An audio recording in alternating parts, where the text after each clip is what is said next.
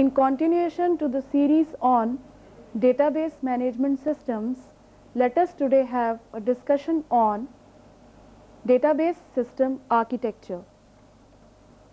The objectives of this unit of discussion are to describe 4 components of a database system, to explain the architecture of DBMS.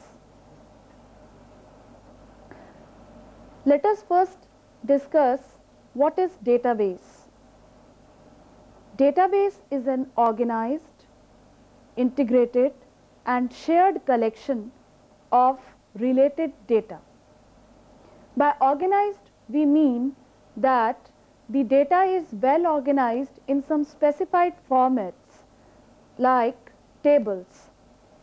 By integrated, we mean that data is well integrated, well unified with some relationships. And by shared, we mean that the data is shareable amongst many users. Let us now discuss some components of a database system. If we go by the ANSI Spark model, there are 4 components of a database system. The first is data, the second is users, the third is hardware, and the fourth is software. Let us now take up each of these components of the database system in detail. What is data? Data is raw fact, but the data in a database system should have some characteristics. The first characteristic is it should be integrated. By integrated, we mean that it should be unified data without any redundancy. And by shared, we mean that many users can share access the data at the same time. The second component of a database system is users. Users make a very important component of a database system. We have 3 kinds of users of a database system. The first is end users, the second database administrators, and third is application developers. Let us now take up the discussion of each of these users in detail.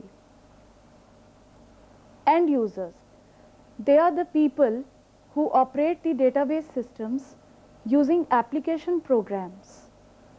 They use the database systems for their day-to-day activities, either through some data entry screens or through some query languages. They may be the people in clerical level or may be the people in managerial level. But one thing is sure, that they do not know about the internal working of the database systems. The second category of users is database administrators. Database administrator is one who coordinates the activities of all the users of the database system. He is also responsible for controlling the access to the database by giving the rights to different users as per their requirements. He is also responsible for maintaining data dictionary, which is nothing but a collection of the definition of data items of a database. Thus, we can say that database administrator is one who is the supervisor of the database. The third category of users is application developers. They are those who build the entire system using some languages such as query languages or some standard programming languages, some form designers, menus, report writers, etc. They also use the data structures which are provided either by the DBA or by the form designer. The third component of a database system is hardware. A database system can be made to run on any conventional computer such as mainframes, PCs and mini computers. It can also be made to run on dedicated database servers. The fourth component is software. Now, this software used in a database system can be categorized into two. The first is DBMS, which stands for Database Management System, and the second is application software. Now let us have a look on what is the difference between database management system software and the application software. The database management system software, it controls the entire database, whereas the application software, it uses the DBMS for data handling, which means it uses the DBMS for data storage, retrieval, insertion, deletion, etc.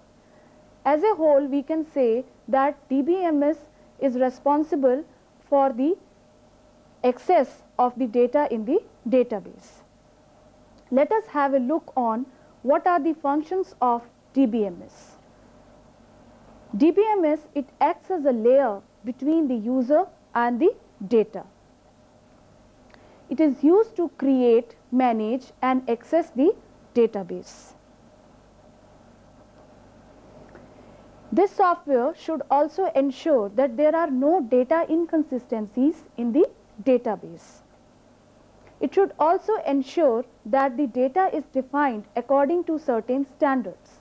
And last but not least is that it should provide some online help facility for the end users as well as for some other kind of users who might be looking into what facilities are provided by this particular database system. Let us now move on to our second objective of discussion, that is to understand the DBMS architecture.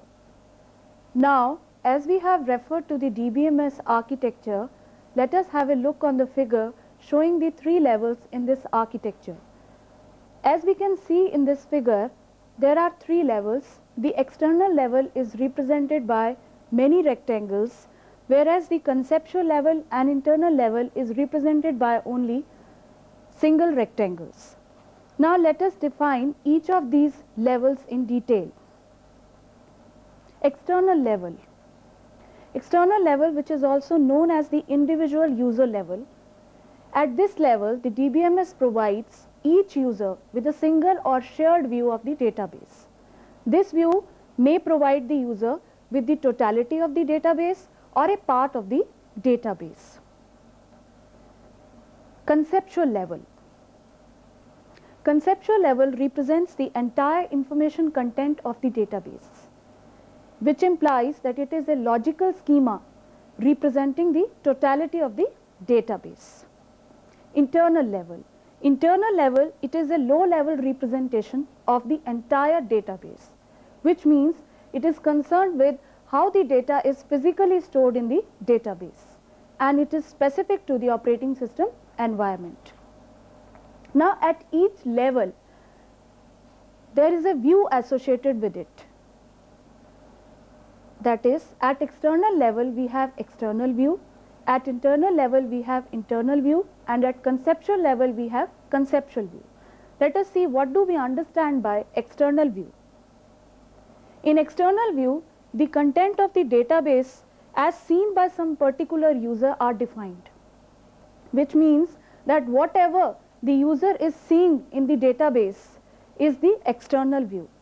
Let us look at to this using the example shown in this figure. The external view of the student database is shown. The user 1 only likes to see the student name and the student address, and therefore the logical record corresponding to his view contains only student name and student address, whereas the user 2 is concerned with looking into more details, that is student name, student roll number, student address, department and his course details. Therefore, the logical record of user 2 will be as shown here. Thus, we can see that each user has his or her own view of the database. And thus, we can say that each user will have his own external view of the database. That is why the external view is also known as user's individual view. The second type of view is conceptual view. Now referring to the figure which shows the conceptual view of the student database, we see that the student name is defined to be string, the student address is defined to be a string, student roll number is an integer, and the department is a string, as well as the course details is a string. Now let us assume that instead of having the student database, we had a database containing the information about employees, departments, their deductions, salaries, etc.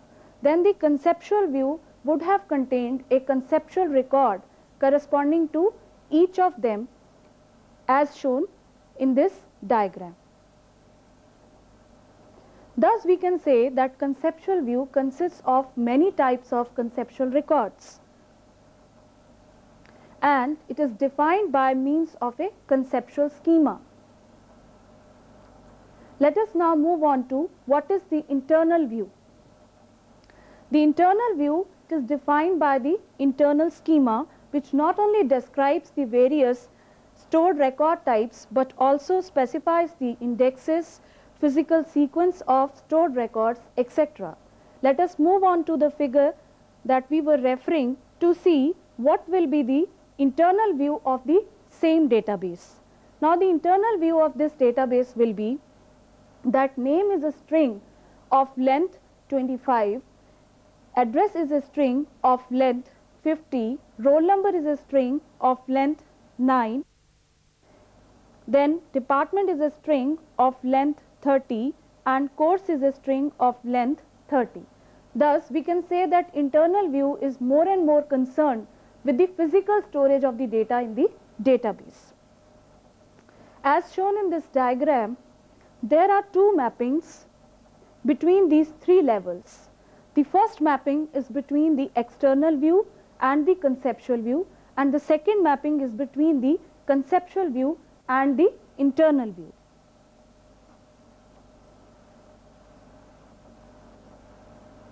Let us first have a look on what is the mapping between external view and conceptual view. This mapping is used to derive the external record from the conceptual record. Let's say, for example, we define conceptually the student address as two fields, that is the house number and the city to which he belongs.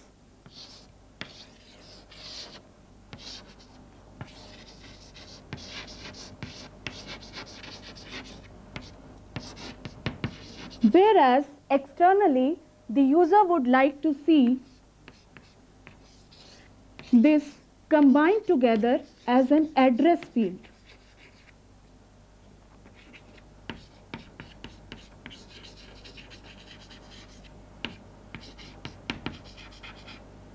Then the mapping between the conceptual view and the external view should determine that the house number and city should be transformed into address when they are looked at by the user, and when the database is looked at conceptually, then the same thing, that is the address, should be transformed back into the house number and the city.